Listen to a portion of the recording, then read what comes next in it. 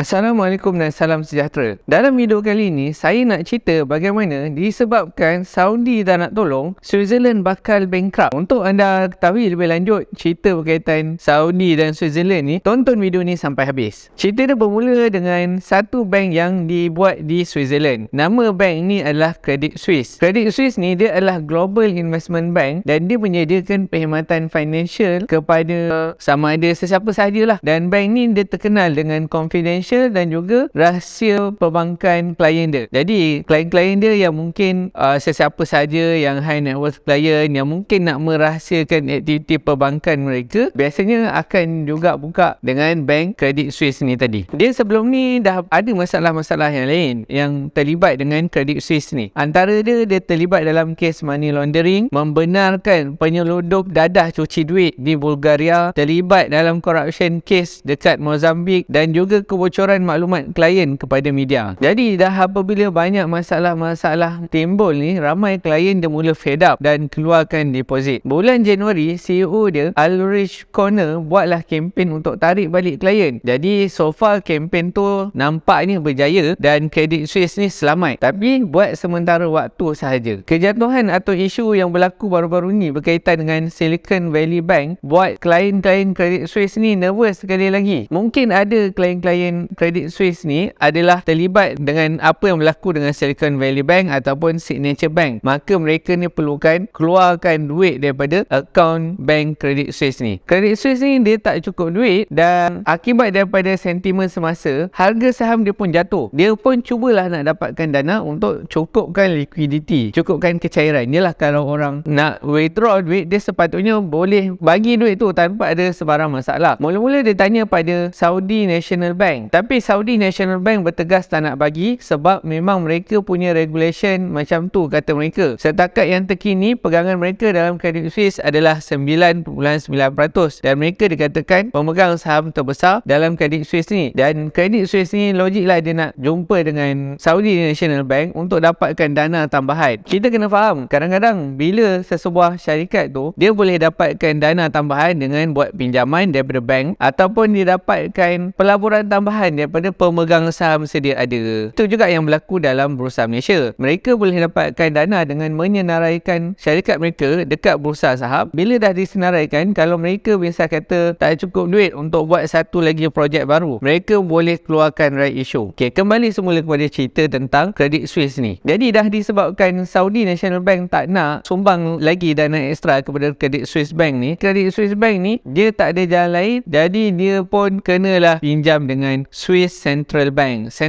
untuk Switzerland. Ini adalah continuation daripada apa yang berlaku daripada kes kegagalan Silvergate Bank dan juga Silicon Valley Bank ni tadi kan, yang macam yang saya dah cerita. Jadi bila pinjam duit daripada Central Bank ni, sebenarnya dia sedikit sebanyak memberikan satu image yang negatif. Sebab apabila perlu pinjam dengan Central Bank, maka akan berkuranglah reserve ataupun reserve negara. Berkurangnya reserve negara, keyakinan pelabur terhadap negara berkurang dan seterusnya akan membawa kejatuhan mata wang negara tersebut. Dalam kes ini juga kita dapat lihat bagaimana peranan Central Bank sebenarnya dia boleh digunakan untuk bail out ataupun senang cerita menyelamatkan syarikat-syarikat tertentulah daripada terus bankrupt. Tapi bukan semua syarikat mereka nak selamatkan. Mereka mesti nak selamatkan yang mana yang ada kepentingan sahaja untuk negara sebagai contoh. Kat sini saya juga tertarik nak kongsikan apa yang saya dapat daripada satu video Dave Ramsey yang berlega di TikTok. Di US sebagai contoh, mereka ada badan yang akan insure duit deposit dalam bank tu, bagi insurance dekat duit deposit dalam bank, macam PIDM di Malaysia. Tapi insurance tu hanya cover $250,000 hanya untuk golongan marhain. Dalam tu dia katalah untuk mak-mak dan bapak-bapak, orang-orang biasa, rakyat majoriti. Tapi apa jadi kalau bank bankrupt? Orang yang ada duit 1 juta ke 1 bilion ke dalam bank takkanlah dapat 250k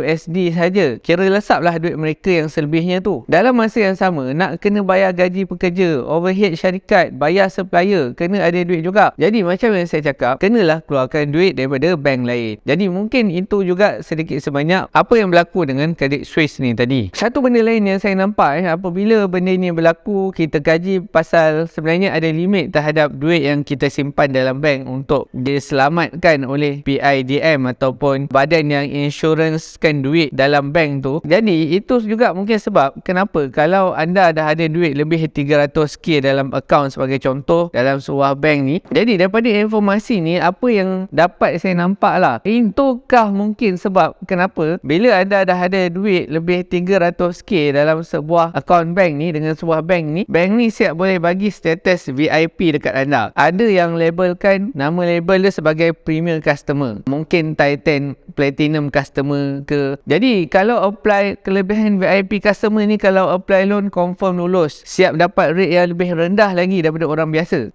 Rupa-rupanya sebab apa? Sebab orang tu lah yang ambil risiko dengan letak duit ekstra dalam bank tersebut. Nak tak nak, bank perlulah jaga klien ni, bank perlu berbaik-baik lah dengan klien yang ada duit ekstra ni tadi. Dalam masa yang sama, tak hairan lah kalau ada yang buka akaun dengan pelbagai bank dan agih-agihkan portion duit tersebut supaya dapatlah cover dalam lingkungan bawah RM250,000 tu tadi. Dan tak kurang juga, ada yang buat beli emas in case kalau nak withdraw nanti bank tak bagi withdraw, adalah juga emas yang disimpan. Itu juga sebab bila kita tengok apabila berlakunya krisis global, krisis ekonomi, ramai orang mungkin decide nak beli emas untuk simpan. Dalam masa yang sama, apabila demand bertambah, maka harga komoditi emas tu pun akan meningkat. Untuk terangkan lagi bagaimana mungkin sistem perbankan ni berfungsi, saya tertarik dengan satu video ni yang dia menceritakan bagaimana bank buat duit. Di Amerika Syarikat, bila kita letak duit kita dalam bank, sebenarnya kita pinjamkan duit kita kepada bank. Katalah sebagai contoh, kita letak $1,000 dalam bank. Bank akan kalikan $1,000 kepada 10 kali ganda. Jadilah $10,000. So $1,000 biar je simpan dalam bank, tetapi lagi $9,000 itu boleh dipinjamkan kepada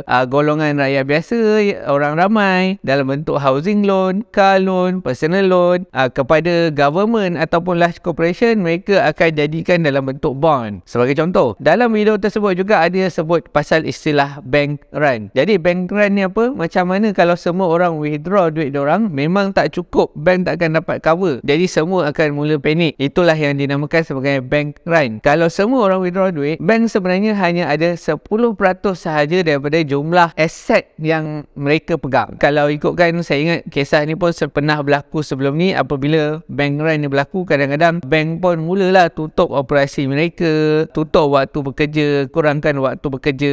Ramai orang beratur dekat ATM nak cuba keluarkan duit dan sebagainya. Macam mana benda tu boleh berlaku? Bila kita letak $1,000, bank boleh seolah-olahnya macam ada $10,000, pinjamkan lagi, keluarkan lagi $9,000 untuk dijadikan pinjaman kepada orang lain. Benda ni nama dia adalah reserve requirement. Dekat Amerika Syarikat, reserve requirement mereka adalah 10%. Reserve requirement ni akan berbeza-beza mengikut apa yang ditetapkan oleh central bank lah. Jadi ini boleh jadi tools oleh central bank untuk naikkan atau kurangkan money supply dalam ekonomi. Dalam masa yang sama juga pengaruhi effective interest rate. Macam dalam contoh yang saya berikan tadi lah, bank dapat duit $1,000 dari pendeposit, $9,000 dia boleh pinjamkan keluar. Daripada tak ada kemampuan nak bagi loan $9,000 tu, tiba-tiba je sebab orang bagi dia $1,000, dia boleh bagi loan $9,000. Inilah dia, nama dia fractional reserve system. Orang kecam saya bila saya buat satu video ni, nama dia Islamic banking scam ke?